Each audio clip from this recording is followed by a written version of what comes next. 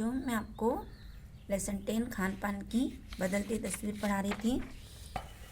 आपने देखा किस तरह हम सभी क्षेत्रों के व्यंजनों का स्वाद अब ले सकते हैं। पहले जो संभव नहीं था अब वो संभव है।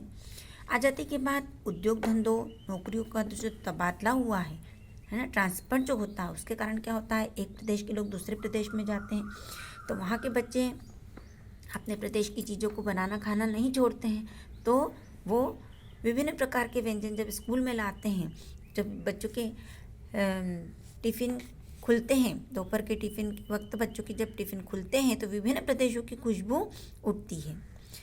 हम खान पान में भी एक दूसरे को जानते हैं, खान पान से भी हम एक दूसरे को पहचानते हैं। जैसे कई लोग इडली डोसा खाना पसंद करते हैं तो वो कहाँ के हैं। आप लोग देखते हैं उत्तपम खाना पसंद करते हैं, गुजरात का ढोकला, चाइनीज़ व्यंजन, चाइना के लोग वही पसंद करते हैं। तो इस तरह से हम खान पान से भी एक दूसरे को भी जानते हैं। खान पान की नई संस्कृति से हमें राष्ट्रीय एकता के नए बीज भी मिले हैं। बीज भली भांति तभी अंकुरित होंगे जब हम खान पान से जुड़ी हुई दूसरी चीज़ों की ओर भी ध्यान देंगे। मसलन हम उनकी भाषा बोली पर भी ध्यान दें, उनके पहनावे पर भी ध्यान दें, है ना। इस तरह से हम उनको ज़्यादा जान सकते हैं। इसी के साथ ध्यान देने की बात यह है कि स्थानीय व्यंजनों का पुनरुद्धार भी जरूरी है। पुनरुद्धार मतलब जिन्हें हम एथनिक कहकर पुकारने का चलन बढ़ा है। ऐसे स्थानीय व्यंजन केवल 5 सितारा होटलों तक ही सीमित है। कई व्यंजन ऐसे हैं जो सिर्फ वहीं पर मिलते हैं, है ना। वो लोग बहुत महंगे देते हैं और हम उनका उपयोग करते हैं, वो घरों से एकदम गायब हो गए हैं।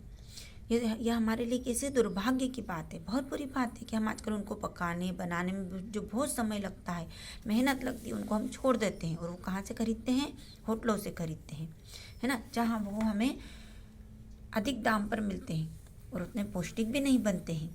मौसमी सब्जियों से भरे हुए पूड़ियाँ, कचौड़ियाँ, जलेबियाँ बाजार से गायब हो गई है ना। सब्जियों से जो हम समोसे बनते थे वो भी अब गायब हो गए हैं। ये हमारे लिए दुर्गति की बात है। उत्तर भारत में उपलब्ध व्यंजनों की भी दुर्गति हो रही। उत्तर भारत में बहुत से व्यंजन बनते थे, पर अब क्या हो रहा है, केवल वो 5 सितारा होटलों तक, ढाबों तक ही सीमित रह गए हैं। घरों में वो कम बनाने लगे हैं। आजकल क्या हो रहा है कि हम क्या करते हैं, बहुत सी ऐसी चीज़ें भी खा लेते हैं जो हमारे लिए नुकसान होती है।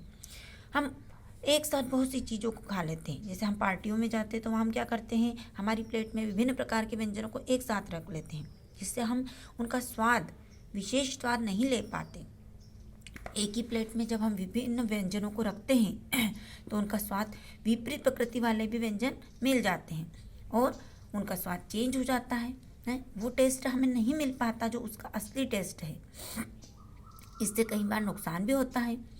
खान पान की मिश्रित विविध संस्कृति बनी है और लग रहा है कि यही और अधिक विकसित होने वाली है। आजकल हम देख रहे हैं पार्टियों में विभिन्न प्रकार के व्यंजन में बनते हैं, है ना, विभिन्न संस्कृतियों वाले भी बनते हैं, मगर हम उन्हें एक साथ अपनी थाली में ले लेते हैं और फिर हम जब उन्हें खाते हैं तो उनका वो टेस्ट हमें नहीं आ पाता है।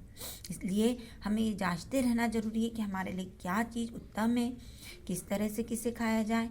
ये सारी चीज़ें भी हमें ध्यान में रहनी चाहिए, तभी हम उसका असली स्वाद ले सकते हैं। समय समय पर उसे जांचते भी रहना चाहिए कि कौन सा व्यंजन इस मौसम में ज़रूरी है।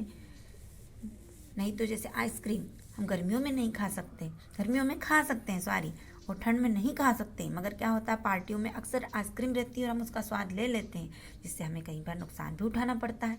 ठीक है, तो हमें अपनी संस्कृति को बनाए, खान पान की संस्कृति को बनाए रखने के लिए ये जांचते रहना चाहिए कि हमें कौन सा व्यंजन किस समय खाना चाहिए। अब इसके शब्दार्थ आपको लिखना है, ठीक है, बुक में से देखकर आप इसके शब्दार्थ लिख लेंगे। अब यहाँ पर देखिए इसके प्रश्न उत्तर दिए हैं, बहुत इजी हैं। अगर आपको नहीं समझ में आते हैं तो हम आपको बता देंगे, है ना।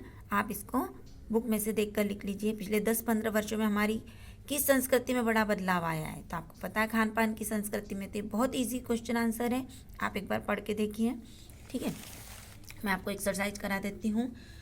दिए गए वाक्यों में क्रिया शब्दों को रेखांकित कीजिए, कर्ता और कर्म को छांटकर अलग करना है। अब यहाँ पर देखिए, महिलाएं खरबूजे के बीज सुखाती है। यहाँ पर महिलाएं क्या है, कर्ता है, और खरबूजे के बीज क्या है, कर्म, सुखाना क्रिया है ना। तो सुखाती है, इसके नीचे आप अंडरलाइन लगाइए। यहाँ पर कर्ता और कर्म लिखा हुआ है, तो कर्ता के यहाँ लिखेंगे महिलाएं, है ना, और खरबूजे ये कर्म हो जाएगा, खरबूजे के बीज। नई पीढ़ी विदेशी व्यंजनों की जानकारी रखती है। अब इसमें क्या हो जाएगा? कर्ता। नई पीढ़ी करता है। कर्म आप बताइए क्या होगा? बच्चों के मुंह का स्वाद बदल गया है। यहाँ पर बच्चे क्या हो जाएगा? कर्ता। कामकाजी महिलाएं काम में व्यस्त रहती है। कौन सी महिलाएं? कामकाजी महिलाएं। तो यहाँ पर कर्म कर्ता क्या हो जाएगा? कामकाजी महिलाएं। और कर्म क्या हो जाएगा? काम। किसमें व्यस्त रहती? काम। तो यहाँ पर काम हो जाएगा कर्म और व्यस्त रहना क्रिया। हम कई बार खाने का असली स्वाद नहीं ले पाते। तो यहाँ पर कर्ता कौन है? हम, है ना। किसका असली स्वाद? खाने का। तो यहाँ पर खाने का, खाना कर्म हो जाएगा, है ना। ठीक है, तो ये आपको अपनी कॉपी बुक में फिल करना है। कोष्टक में दिए गए क्रिया शब्दों को सही रूप में लिखिए। अब यहाँ पर क्रिया के सही रूप आपको बताना है। जैसे खान पान की मिश्रित संस्कृति, बनना लिखा है, तो यहाँ पर क्या हो जाएगा? बनी। खान पान की संस्कृति में एक बड़ा बदलाव आया। उन्हें देश विदेश के व्यंजनों को जानने का सुयोग मिला। हम उसका लाभ प्राय नहीं उठा पाते। स्थानीय व्यंजनों को हमने तथाकथित आधुनिकता के चलते छोड़ दिया। ठीक है, दिए गए वाक्यों में पढ़कर क्रिया के भेद से मिलान कीजिए। अब यहाँ पर क्रिया के कौन कौन से भेद होते हैं? 2 भेद होते हैं, अकर्मक क्रिया और सकर्मक क्रिया। जिसके साथ कर्म का उल्लेख न हो उसे हम क्या कहते हैं? जैसे सुमित खेल रहा है, तो यहाँ ये कौन सी क्रिया है? अकर्मक। और सुमित फुटबॉल खेल रहा है, तो ये हो जाएगी सकर्मक। अब यहाँ पर आपको बताना है अकर्मक क्रिया या सकर्मक क्रिया। बहुत इजी है, आप मिलान कर दीजिए उसका। ठीक है, अब ये परियोजना कार्य है। आपको इसमें बताना है हर शहर कस्बे में कुछ ऐसी जगह होती है अपने किसी खास व्यंजन के लिए जानी जाती है। आप अपने शहर या कस्बे के मशहूर व्यंजनों की सूची बनाइए। ठीक है, आपके शहर में, आपके कस्बों में कौन सी चीज़ बनती है वो आपको बताना है। समाचार आप नीचे देखिए, यहाँ भोजन पकाने की विधि और स्वाद से संबंधित कुछ शब्द दिए गए हैं, ध्यान से पढ़िए और उनका वर्गीकरण कीजिए। यहाँ भोजन, उसको पकाने की विधि और स्वाद, यहाँ पर बहुत सारे दिए हुए हैं, जैसे पापड़, तलना, कसेला, उसमें से छाट छाट कर आपको ये लिखना है। ये आप जब करोगे तो आपको बहुत आनंद आएगा। ठीक है, और आपको करना ज़रूरी है। आप ये करके मेरे व्हाट्सएप पे सेंड कीजिए।